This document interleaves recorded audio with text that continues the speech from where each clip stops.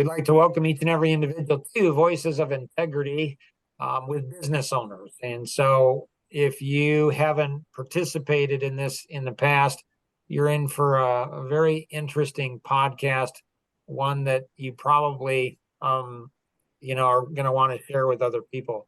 The Voices of Integrity is often it's about sharing things that people don't want to hear. And so we kind of ramp it up. We talk a lot about personalities and about challenges that business owners have.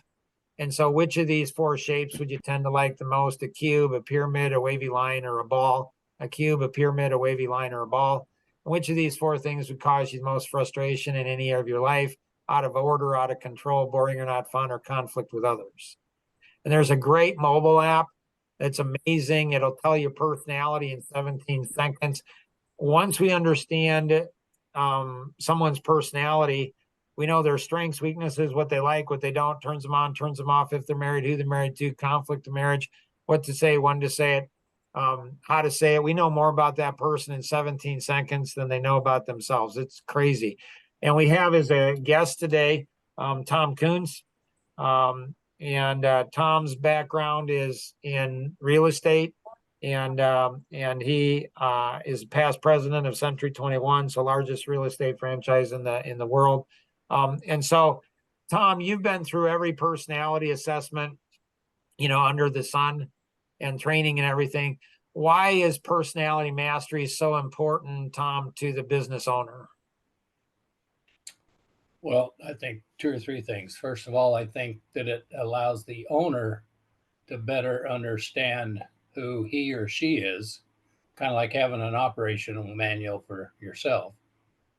Then once I understand that, then it allows me to interact and do the same thing with my employees and then employees out to the consumer. So it's kind of a process that takes you across the whole transaction. So how would a business owner, how would they use personality masteries? How would they use this in their business, Tom? Well, it's going to be somewhat different in every one, but yet somewhat similar. So I can give you how I think it would be used in the industry I'm in, which is real estate or real estate franchising. If I'm an agent and I'm doing a listing presentation to a couple, and I can just tell them that I've got this fun little thing, I'd like to just take a couple minutes and have you answer a couple questions. It's going to immediately tell me who basically is kind of in control. And it's also going to tell me what kind of language to use so that they get my message better and understand what I'm trying to say a lot better. And hopefully that would also get them to choose me as the person to list their home with. Got it. And then in recruiting, Tom, one of the biggest challenges, I remember when I was over in Russia and I was at a llama farm and I asked him what his biggest challenge was. And he said, finding good people, employees. And so that's all over the world. How does personality masteries help people in recruiting, onboarding, training, mentoring employees, Tom? Well, once you understand, first of all, what you're trying to hire to, what job are they going to be doing, then that would dictate which of the four areas that I would concentrate on and try to find people that fit into those kinds of areas. So if I wanted somebody who, was very analytical, then, I'd focus there. Or if I wanted somebody who's kind of a leader, I'd focus on that. So it depends on what you're really hiring to. But what this model does is allows you to kind of tailor make a model that will allow you to focus on what job it is you're trying to fill, to find the right people with the right personalities to make it happen. Nice. So big picture overview, if you chose the ball or conflict with others as primary, you'd be what's referred to as an amiable personality. And so one of your greatest strengths might be your concern, compassion for people. One of your weaknesses might be your concern, compassion for people. So our greatest strength is our greatest weakness, and our greatest weakness is just our greatest strength misapplied. So if you're Well, a can I business, say something there? yeah, What you just said, I think, is probably one of the most powerful things that a business owner, an employee, or a consumer, if they understand what you just said, I think it's one of the most powerful statements ever. and is that about the strengths and the weaknesses? It's about, yeah, it's about your biggest strength, your best strength is also your greatest weakness. Right.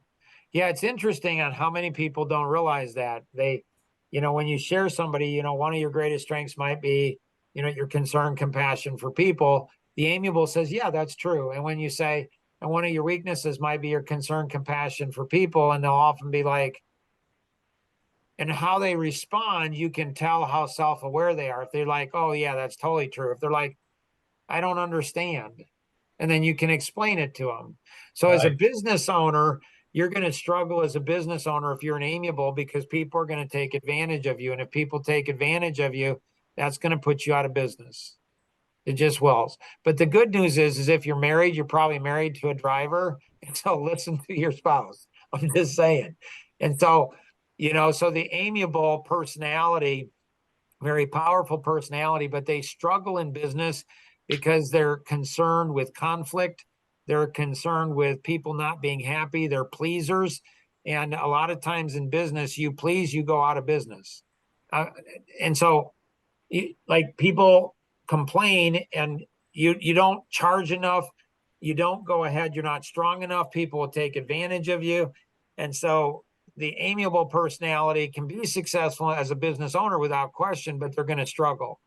The next higher frequency, and we talk about frequency, it's not better or worse, it just is what it is. And so the analytic, if you chose the cube or out of order, one of your greatest strengths would be like to dot the I's, cross the T's, make sure things are done properly in order. One of your weaknesses would be you like to dot your I's, cross your T's, make sure things are done properly in order. And so we have a primary and a secondary personality. Sometimes they're the same, sometimes they're different. And so the analytic, they're going to struggle in business, not because they have tremendous knowledge of their product or service. So they know their industry, they know the product, they're really big on that, but they tend to be too tentative, and both of these personalities are less assertive. So they can be put out of business very quickly because they're not aggressive enough, they're not assertive enough. The pyramid and the wavy line, they will tend to go ahead and be too aggressive. They will make far more mistakes than the analytic or amiable. And when I say they make far more mistakes, what I mean by that is they make far more mistakes that they and everybody else sees. The analytic and the amiable will make just as many mistakes as the analytic and the driver and the expressive, but they don't see the mistake because the mistake is not doing something, and you never get a bill for things you didn't do. And so if you're an analytic personality, what as a business owner, you'll do good, but you'll do bad. So the strength, if you're a business owner, you've been in business, you've been successful, the things that's preventing you from getting to your wow income goal is you're too picky, you think too much, you don't act quick enough. If you chose the pyramid or out of control, you'd be what's called the driver personality. So one of your greatest strengths would be your drive, your assertiveness, you make things happen. One of your weaknesses would be your drive, your assertiveness, you make things happen. So you're going to be similar to the analytic in that you're focused in on the task, but your difference is you're going to be more assertive. You're willing to take more risks than the other personalities, and you're willing to make mistakes, and you're willing to have conflict, and you're willing to not understand, like, hey, it's not going to be perfect. So the driver, you'll find a lot of leaders in large companies to be drivers, and a lot of entrepreneurs, a lot of business owners to be a driver as well. If you chose the wavy line or boring or not fun, you'd be the expressive business owner. And so your greatest strengths would be your energy, excitement, enthusiasm. Your weakness would be your energy, excitement, and enthusiasm. So the reason you'll see success is you're really outgoing. People like you. You're fun, funny. You're not afraid to make mistakes. You know how to laugh at your mistakes. So you're similar to the amiable in that you're focused on people, but the amiable is concerned about conflict. The expressive is not so much. So if you're familiar with X-Men, I think it's X-Men or Marvel, whichever one it is, Captain America, he would be the analytic.